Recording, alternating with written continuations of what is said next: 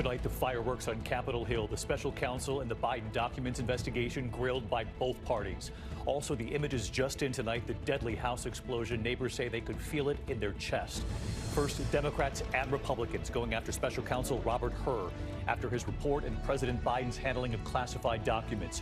Hur determined that Biden should not be prosecuted, but took aim at the president's memory. Tonight, the fierce questioning from both sides. Those new images coming in, the deadly house explosion near Pittsburgh, at least 2 people killed. Tonight, the blast leaving a crater in the ground. The Boeing whistleblower found dead. The former employee, 32 years, alleging safety issues at Boeing. Authorities tonight say he took his own life. Meantime, tonight, the new report and what it reveals about multiple Boeing audits. Tonight, Israeli forces now confirming the death of an American citizen killed by Hamas during the October 7th attack. Tonight, 2 simultaneous attacks inside Russia by fighters supporting Ukraine. Body camera video tonight showing those fighters storming over the border, and Russia responding with a deadly missile attack in President Zelensky's hometown. Meantime tonight, did Donald Trump just tell Hungary's prime minister that Trump would not spend a penny more on Ukraine if elected? Tonight, what the Trump campaign is now saying, and what the Biden campaign is saying about Trump meeting with Hungary's autocratic leader in the first place. Tonight, 20 years later, Scott Peterson appearing in court 2 decades after being convicted of killing his pregnant wife, Lacey Peterson. Will he get a new trial? Tonight, the urgent search for a missing college student. The surveillance images this evening, just minutes before he was last seen. We're also tracking a new winter storm tonight. It could be the biggest snowstorm of the season for some. And the tributes pouring in tonight for the singer. His songs providing the soundtrack to so many big movies, including Dirty Dancing. From ABC News World Headquarters in New York, this is World News Tonight with David Muir. Good evening, and it's great to have you with us here on a Tuesday night. We do begin tonight with the heated questioning on Capitol Hill. Former special counsel Robert Hur attacked by both Democrats and Republicans today. He was the special counsel who recently decided not to prosecute President Biden for his handling of classified documents, but still went on to criticize Biden's memory in his report. His decision not to prosecute angering Republicans. His decision to bring up the president's memory angering Democrats. And tonight, after the fireworks on Capitol Hill today, the White House now saying case closed. Mary Bruce leading us off. Mr. Hur, do you believe Joe Biden's mentally competent? Tonight on Capitol Hill, former special counsel Robert Hur facing hostile questions from both Republicans and Democrats as he defended his conclusion that President Biden had mishandled classified documents but should not be prosecuted. We identified evidence that the president willfully retained classified materials after the end of his vice presidency when he was a private citizen. We did not, however, identify evidence that rose to the level of proof beyond a reasonable doubt. Hur has come under attack from Democrats for saying one of the reasons Biden should not be prosecuted is because he would likely present himself to a jury, as he did during our interview of him, as a sympathetic, well-meaning elderly man with a poor memory. My assessment in the report about the relevance of the president's memory was necessary and accurate and fair. I did not sanitize my explanation, nor did I disparage the president unfairly. Today, Democrats unloading. You understood when you made that decision, didn't you, Mr. Hur, that you would ignite a political firestorm with that language, didn't you? Congressman, politics played no part whatsoever in my investigative steps. But today, Republicans furious too, asking, should Biden not be prosecuted just because he's sympathetic? One of the points you make is that President Biden is likely to be an elderly, sympathetic figure with a poor memory. But how does that bear on any individual's guilt or innocence? Isn't that, again, a question for a judge or jury to decide? Democrats emphasizing Hur's note that Biden fully cooperated with the investigation, unlike Donald Trump. Did you find that President Biden engaged in a conspiracy to obstruct justice? No. Did you find that President Biden engaged in a scheme to conceal? No. But Hur forcefully pushing back when Democrats declared his report exonerated the president. So this lengthy, expensive, and independent investigation resulted in a complete exoneration of President Joe Biden. I need to go back and make sure that I take note of a word that you used, exoneration. That is not a word that I'm going to appears in the continue report, with that's my not part of my questions. task as a I'm going to prosecutor. continue with my questions. I know that the term I ultimately reached I know related that to whether the term sufficient evidence existed such that the likely you outcome you exonerated would be a conviction. Him. I know I that did the not term exonerate him. willful That word does not appear in retention the has a report, Congresswoman. Mr. Hur, it's my time.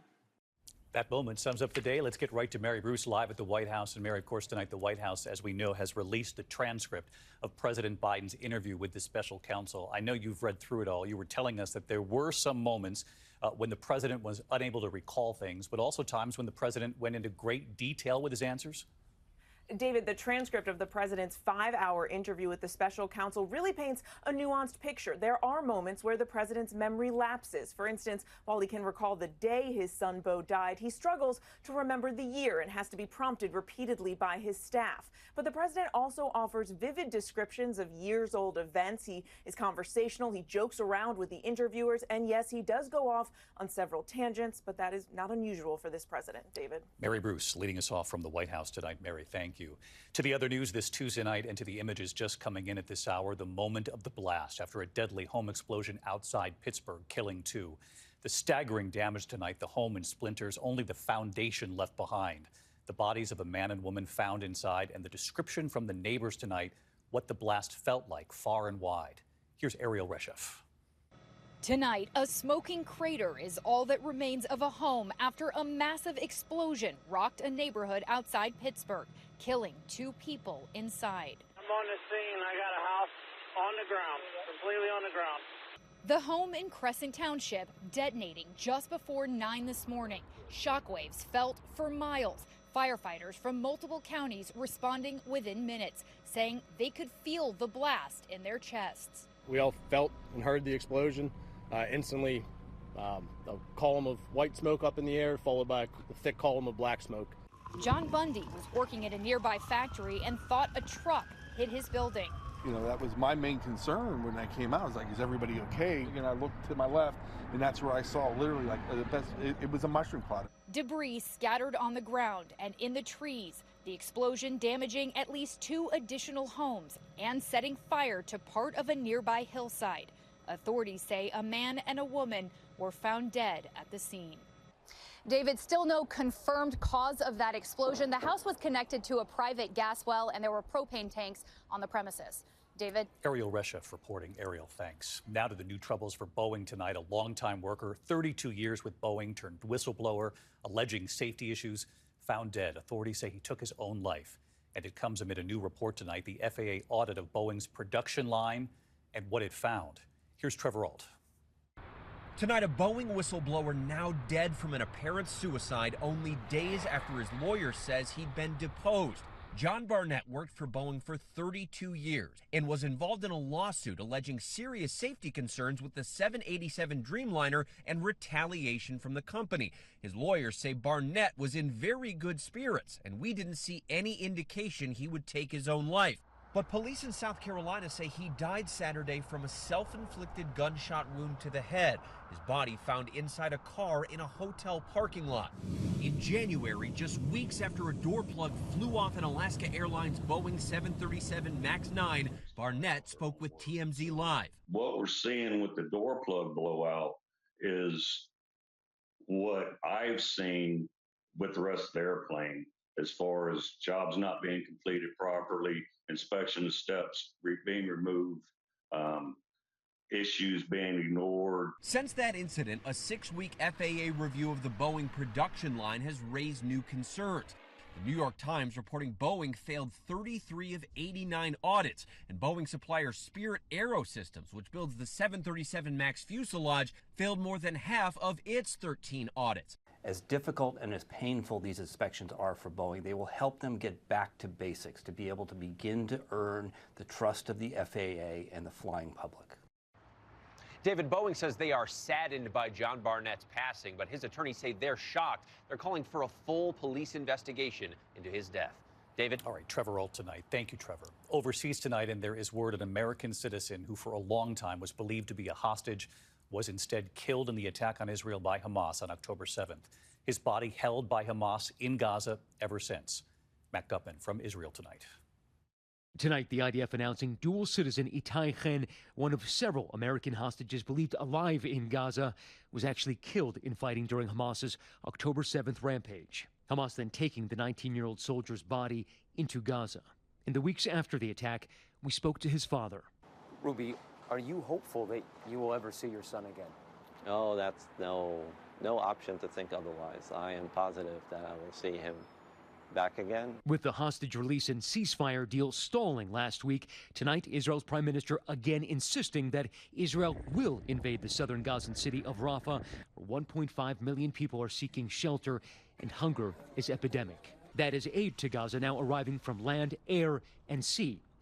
For the first time, a ship is en route to deliver aid directly to Gaza.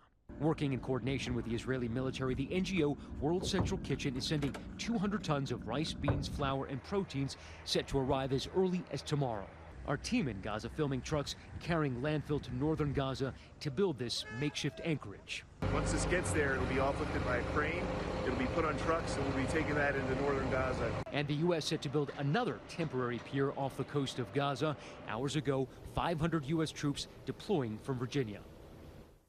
David, back to that World Central Kitchen aid ship. It's part of a major pilot program approved by Israel. And the hope is to start a maritime convoy of ships delivering aid directly to northern Gaza, where the hunger is most severe. David. All right, Matt Gupman in Jerusalem. Thanks, Matt. We turn now to Russia, and tonight word of 2 simultaneous attacks inside Russia by fighters supporting Ukraine. And this evening here, the body camera video showing those fighters storming over the border. And Russia responding with a deadly missile attack in President Zelensky's hometown.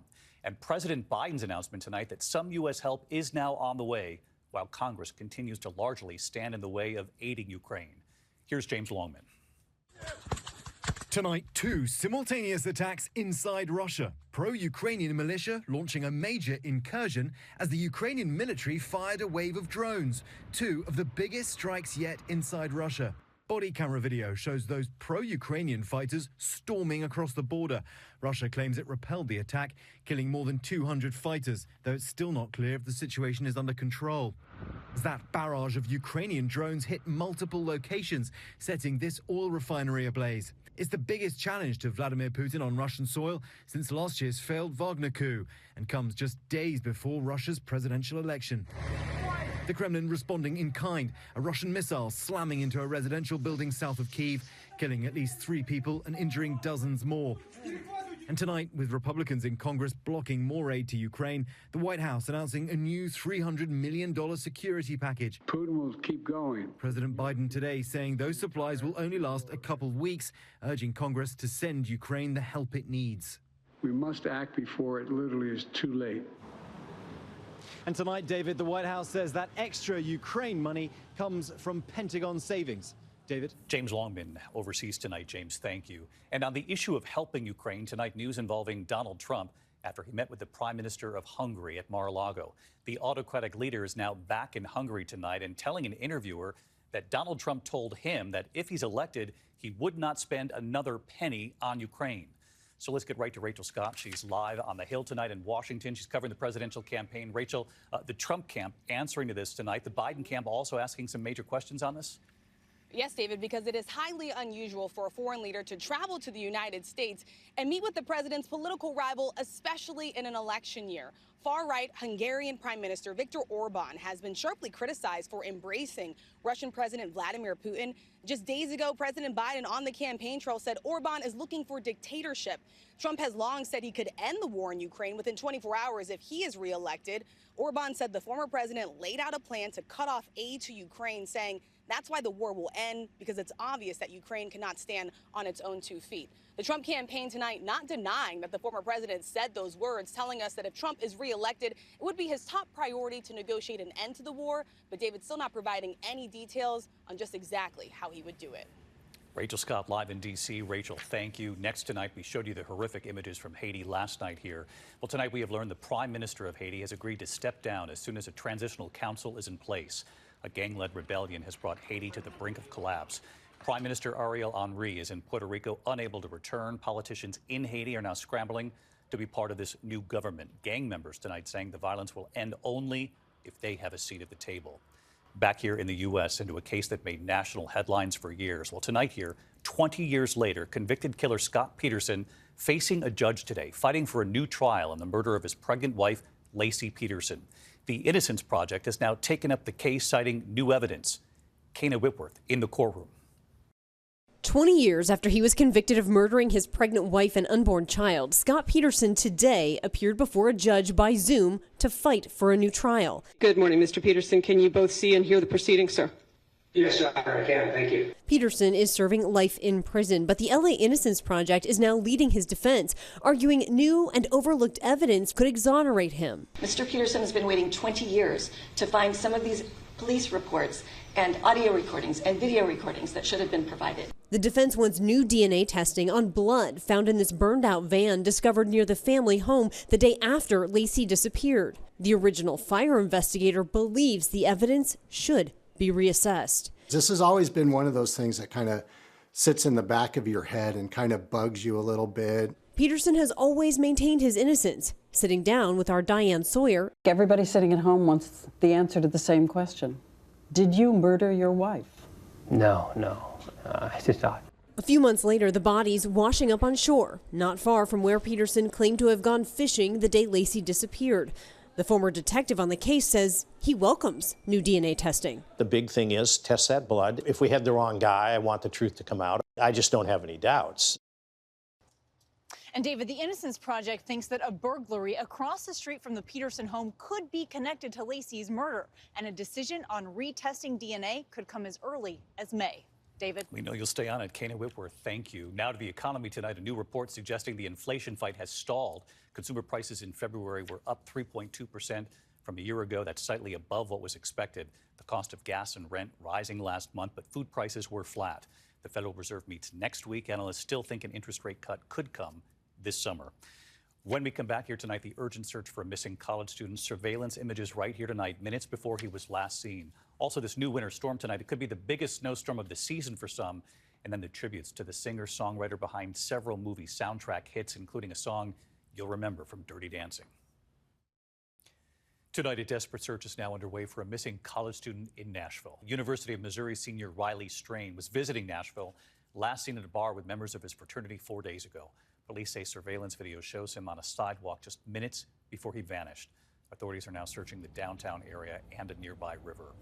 When we come back here tonight, we're tracking a new winter storm, and the singer-songwriter, his music helped define the 70s and 80s, and you'll remember the music. To the index, and tonight we're tracking a new winter storm. 9 states on alert from California to Colorado. Heavy snow, winds gusting up to 60 miles per hour. Denver tonight bracing for what could be its biggest storm of the season. Severe weather tomorrow and Thursday from Texas to Iowa, damaging winds and possible tornadoes. When we come back here tonight, the singer whose music had its own role in so many movies you'll remember, including Dirty Dancing and Footloose. ABC World News Tonight with David Muir, sponsored by Pacific Life, creating financial security for more than 150 years. Finally tonight here, celebrating singer-songwriter Eric Carmen. So many unforgettable hits in so many iconic movies. His rock songs, his soaring ballads helped define the 70s and 80s.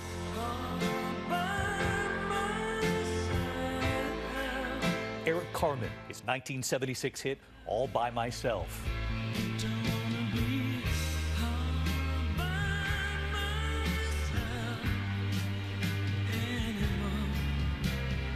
So many of his songs in hit movies. Dirty Dancing with Hungry Eyes.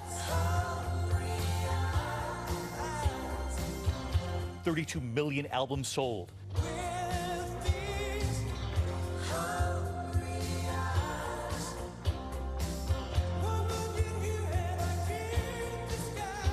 Writing Almost Paradise for Footloose.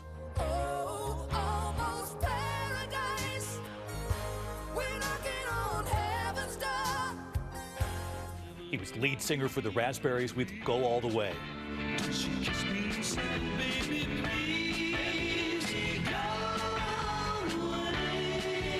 Soon breaking out on his own, so many hits, including Make Me Lose Control.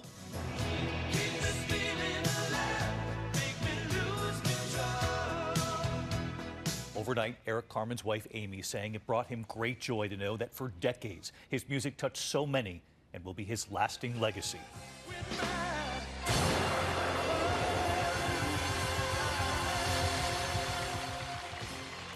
Sure takes you back, doesn't it? Celebrating the music of Eric Carmen tonight. I'll see you right back here tomorrow.